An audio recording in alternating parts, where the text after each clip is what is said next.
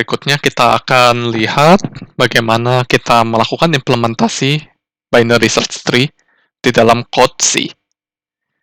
Nah, seperti yang kita lihat di sini, kita akan menggunakan struct, jadi bentuk codingnya kita akan menggunakan representasi linked list, yang mana struct di sini kita buat jika kita visualisasikan adalah seperti ini, yaitu ada data, key, kita sebutnya di sini, kemudian di sini ada left dan right. Perhatikan bahwa kita tidak menggunakan parent di sini, karena secara algoritma nanti kita bisa menangani bagaimana kasus jika kita membutuhkan parentnya dengan menggunakan satu variabel tambahan sebagai penunjuk. Nah, pertama kali akan kita lihat fungsi search. Ya, jadi di sini mungkin anggap saja jika kita punya binary tree seperti ini.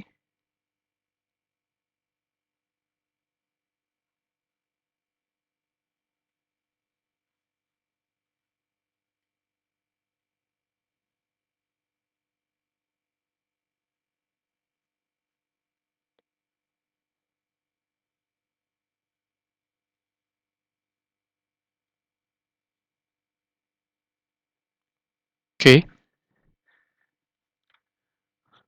Nah, kita akan coba simulasikan algoritma search di sini terhadap binary search tree yang sudah kita gambarkan. Jadi secara konsep memang mudah, kita hanya perlu tahu apakah yang kita cari ada di kiri atau di kanan dari suatu angka. Misalkan sekarang kita mau mencari angka 10. Maka yang kita lakukan di sini ada perulangan while selama hasil pencariannya tidak sama dengan, jadi key-nya sekarang tidak sama dengan find. Current-nya kita taruh di awal merupakan root. Ya, jadi current-nya di sini. Ya, bisa kita cek di bawah nanti yang kita masukkan sebagai data di sini itu adalah root, sehingga ini sama artinya dengan kita menaruh variabel current di posisi root. Selama juga current-nya tidak sama dengan null, berarti pencariannya apakah ketemu atau tidak. Selama dia tidak sampai ke ujung, ya di bawah ini tidak kita gambarkan, tapi ini kiri dan kanannya sama dengan null. Selama tidak ditemukan, yang dilakukan adalah dicek apakah hasil pencariannya 10 ini masih lebih kecil dari current key-nya sekarang. Kalau kita cek tidak, berarti kita masuk ke kondisi berikutnya. Jika dia lebih besar, di sini, maka kita akan ke kanan. Ya, berarti di sini current-nya kita akan pindahkan ke posisi kanannya. Current sama dengan current right. Ya, current sudah tidak di sini. Kemudian perulangan while-nya masih dicek. Current-nya masih tidak sama dengan find. Find ya.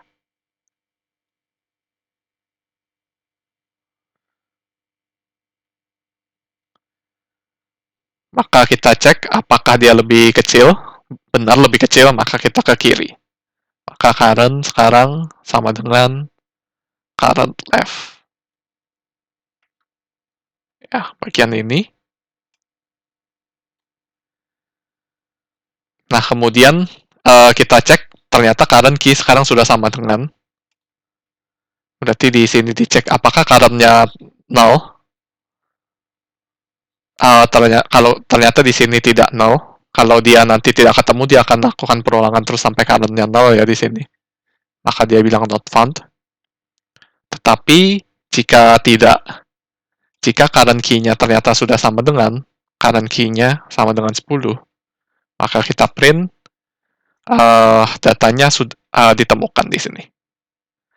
Nah, di sini kita bisa melakukan apapun untuk hasil pencariannya, tapi untuk yang paling sederhana di sini sebagai contoh, kita hanya print bahwa memang benar datanya ada. Nah, di sini untuk melakukan search, ada satu fungsi search lagi. Caranya sama. Maksudnya tujuannya sama untuk mendapatkan apakah suatu angka ada di dalam binary search tree atau tidak. Tetapi kita akan menggunakan bantuan fungsi rekursif. Dan bisa kita lihat jauh lebih sederhana. Hanya ada 4 kondisi seperti ini. Jika current sama dengan 0, maka dia akan print not found. Jika dia sudah sama dengan, maka akan print found. Jadi dua baris ini sebenarnya sama persis dengan dua kondisi yang di atas ini.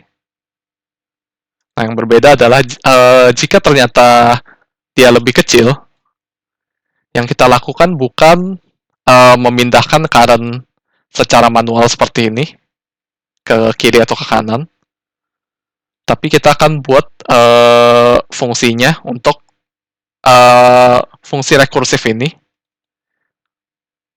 yang mana masukannya sekarang current left, bukan current lagi. Jadi ini seperti yang kita lihat tadi, dengan memasukkan current left sebagai current, maka efeknya sama dengan menjadikan current ini adalah si current left.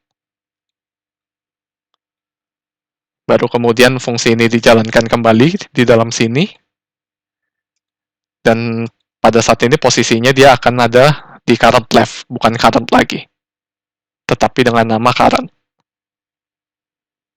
Nah, hal yang sama juga terjadi jika ternyata dia lebih besar, maka dia akan ke kanan. Jadi yang dimasukkan ke fungsi rekursif berikutnya adalah current right. Berikutnya kita akan lihat bagaimana untuk melakukan proses insert data baru di dalam struktur data binary search tree ini. Di sini kita bisa lihat function yang akan kita gunakan. Nah, di sini ada beberapa kondisi yang kita gunakan untuk beberapa kasus dari insert. Yang pertama adalah jika root-nya sama dengan 0. Ya, berarti di sini jika datanya masih kosong, maka yang dimasukkan adalah new node ini akan masuk sebagai root. Ya, jadi ini kalau misalnya datanya baru tidak ada sama sekali, kita akan langsung masukkan angka misalnya 8 kalau dalam kasus di atas ini ya. Langsung 8 akan membentuk satu node baru. Nah, tetapi jika tidak, di sini jika datanya yang akan kita masukkan tidak sama dengan data yang sedang kita cek saat ini, jadi current-nya, posisinya, jika kita gunakan ini ya, binary search tree yang sama misalnya, dan kita mau memasukkan, sebut saja yang baru adalah angka 8. Nah, di sini kita buat logikanya jika 8 sudah ada di dalam binary search tree, maka data ini tidak akan kita masukkan. Nah, ini hanya salah satu variasi, bisa juga tetap kita masukkan. Tetapi pada implementasi yang paling dasar, biasanya data ini tidak kita masukkan. Nah, kita lihat kondisinya adalah sama seperti dengan konsep yang sudah dibahas di video sebelumnya, bahwa jika kita ingin memasukkan sebut saja angka 1 di sini, Maka yang kita lakukan, kita akan cek apakah 1 lebih kecil daripada 8 jika ia ke kiri, apakah 1 lebih kecil dari 4 jika ia ke kiri, apakah 1 lebih kecil daripada 2, iya, maka dia masuk sebagai anak kiri dari 1. Nah, untuk melakukan hal ini, kita akan gunakan fungsi rekursif. Ya, bisa kita lihat bahwa fungsi rekursif ini sangat membantu sekali untuk membentuk struktur data binary search tree. Di sini kita bisa lihat struktur yang hampir sama dengan fungsi search rekursif di atas, yaitu jika kita ingin ke kiri, maka kita akan memanggil fungsi itu sendiri, ya fungsi rekursif, dengan memasukkan data current-nya sebagai current.left. Yang mana ini efeknya adalah membuat current yang sekarang pindah ke anak kirinya. Dan sama juga yang di kanan. Dengan kondisi bahwa jika lebih kecil, jika nilai yang akan kita masukkan lebih kecil daripada nilai yang sekarang, maka kita masukkan ke kiri. Jika lebih besar, kita masukkan ke kanan. Dan dengan tambahan kondisi bahwa anak kirinya itu tidak sama dengan 0. Atau kalau misalnya lebih besar, anak kanannya tidak sama dengan 0. Kenapa? Karena posisinya jika dia tidak sama dengan 0, berarti kasusnya seperti di 8 ini, anak kirinya ada. Kalau anak kirinya ada, yang kita lakukan adalah current-nya pindah. Jadi seperti ini, pindah. Hingga terakhir didapatkan bahwa 2, anak kirinya tidak ada, atau 0. Baru dia bisa dimasukkan angka 1. Nah, 2 kondisi di atas inilah yang akan kita gunakan untuk memasukkan datanya. Jadi jika dia lebih kecil daripada nilai yang akan kita masukkan lebih kecil daripada nilai yang dicek saat ini, dan anak kirinya adalah 0, baru kita boleh masukkan datanya, yaitu current left-nya sama dengan new node. Jadi kondisinya itu current ada di posisi 2, left-nya sama dengan new node. New node ini adalah data 1 yang baru yang akan kita masukkan ini. Kemudian jika ternyata lebih besar, anggap saja kita mau masukkan angka 3.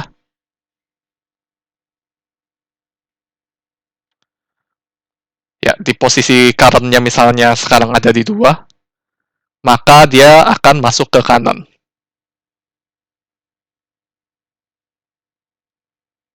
Dengan kode ini, karena 3 lebih besar daripada 2, 3 lebih besar daripada 2, current key-nya sekarang ada di 2, dan ternyata anak kanannya si 2 adalah 0, maka current right-nya sekarang sama dengan new node.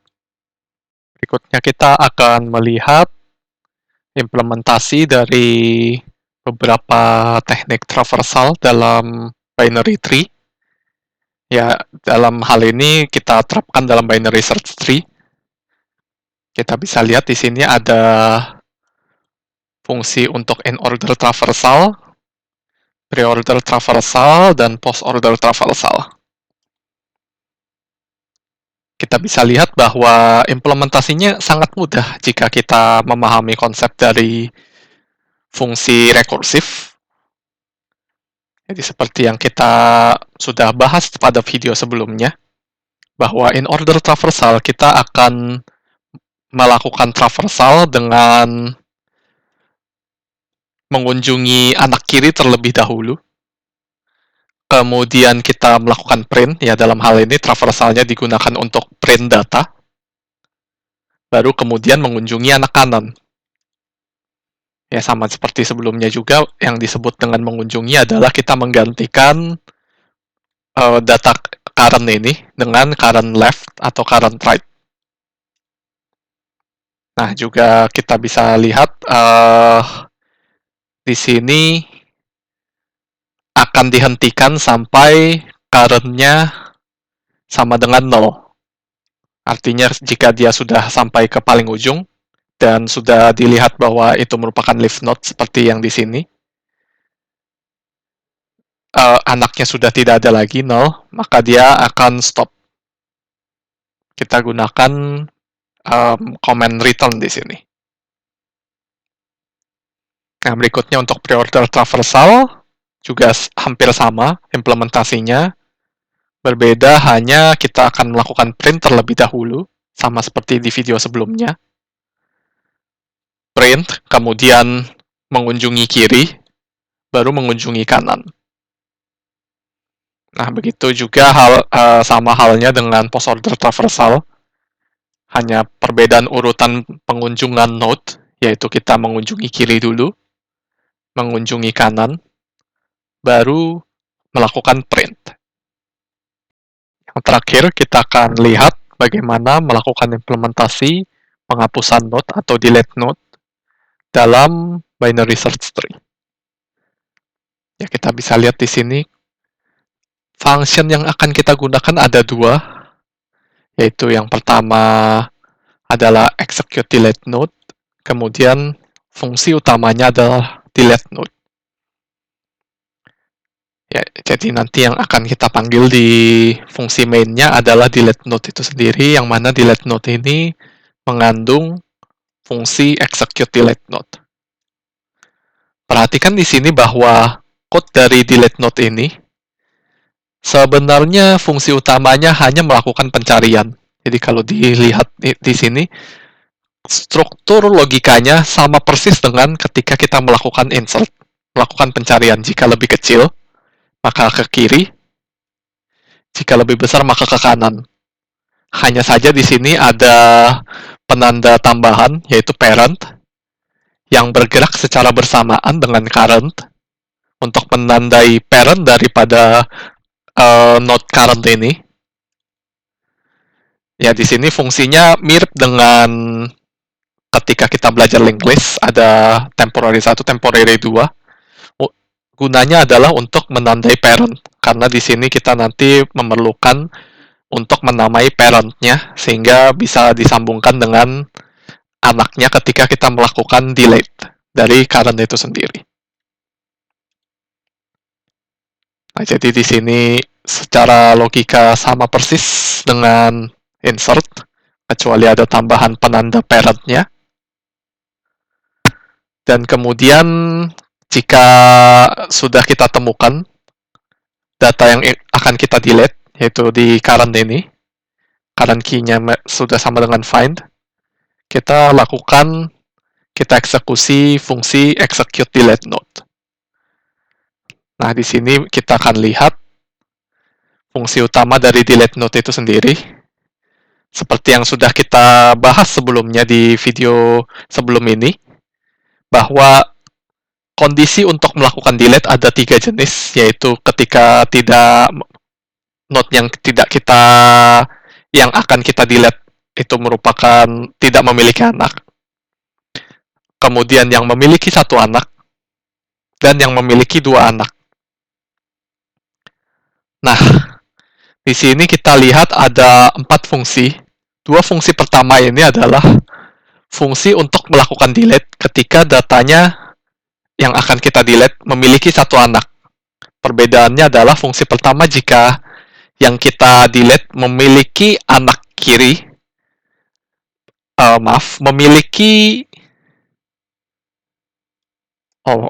jadi yang pertama ini adalah fungsi jika node yang akan kita delete adalah node yang tidak memiliki anak.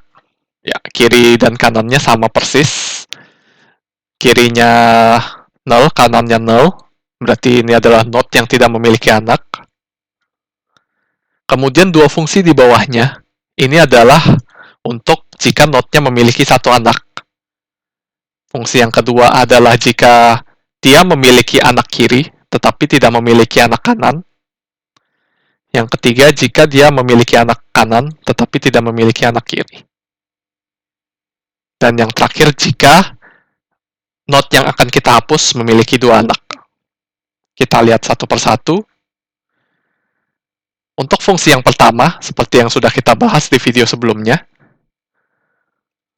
fungsi jika kita ingin menghapus data dengan node yang tidak memiliki anak, maka yang kita lakukan adalah kita akan langsung menghapus data tersebut. Ya, jadi di sini kalau kita lihat fungsinya secara langsung melakukan free terhadap current. Tetapi sebelumnya dipastikan bahwa ketika kita delete, parent dari data tersebut itu harus diisi dengan null. Ya, jadi ini sama juga seperti di linked list. Leaf node itu selalu harus diisi dengan null. Ya, makanya di sini karena di sini anak yang kita mau hapus adalah anak kiri, maka anak kiri dari parentnya kita isi dengan null dulu, baru kemudian kita lakukan free dari current. Dan juga sebaliknya, jika ternyata yang ingin kita hapus adalah anak kanan, maka yang kita lakukan adalah anak kanannya dari parent itu dinolkan dulu, baru kita free current. Nah, berikutnya jika kita ingin melakukan penghapusan data yang memiliki satu anak, dan anak yang dimiliki ini adalah anak kiri,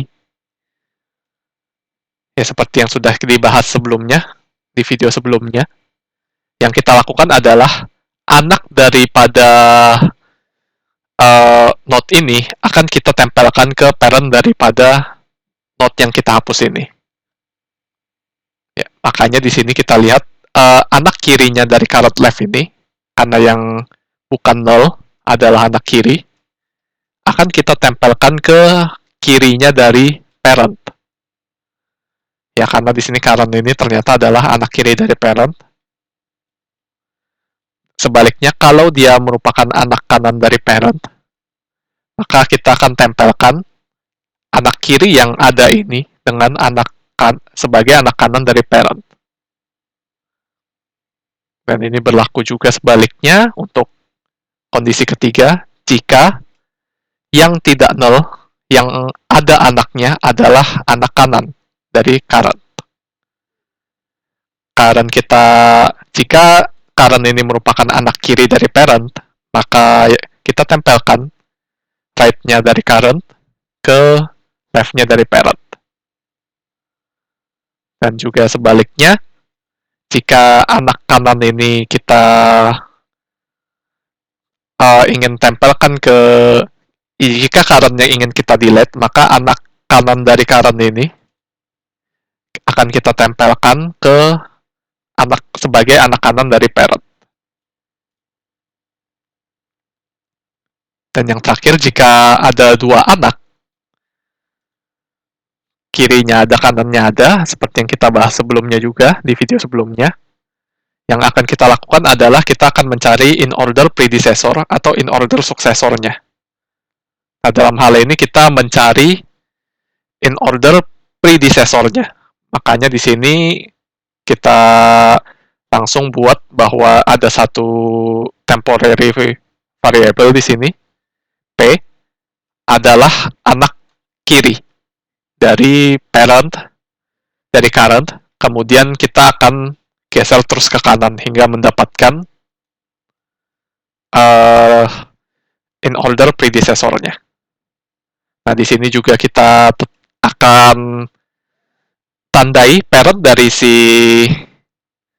temporary ini, P, sebagai PP di sini. Nah, ini juga kita akan jalankan secara seiring sejalan, P ke right-nya, dan PP ini merupakan P. Ya, jadi ini logikanya sama seperti ketika kita melakukan linked list untuk dua temporary. Nah, perhatikan di sini bahwa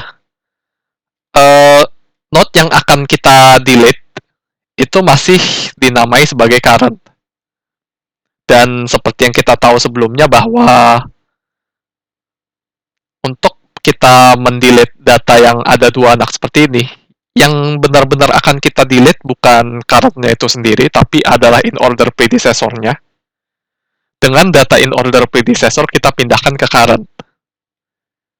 Sehingga di sini kita memindahkan data dari si P yang akan merupakan in order predecessor-nya ke data current. Dan yang akan kita hapus adalah P ini sendiri. Makanya di sini kita menggunakan fungsi untuk menghapus, jadi ini akan menjadi rekursif untuk menghapus P. Nanti kita akan lihat lagi apakah si P ini punya 0 anak, 1 anak, atau 2 anak. Dan ini akan dilakukan seterusnya. Ya, jadi di sini kita sudah lihat secara utuh bagaimana kita melakukan binary search tree. Ada beberapa contohnya di sini untuk membentuk binary search tree-nya, kemudian kita melakukan delete, lakukan in order, pre-order, dan post-order traversal, dan kemudian melakukan search.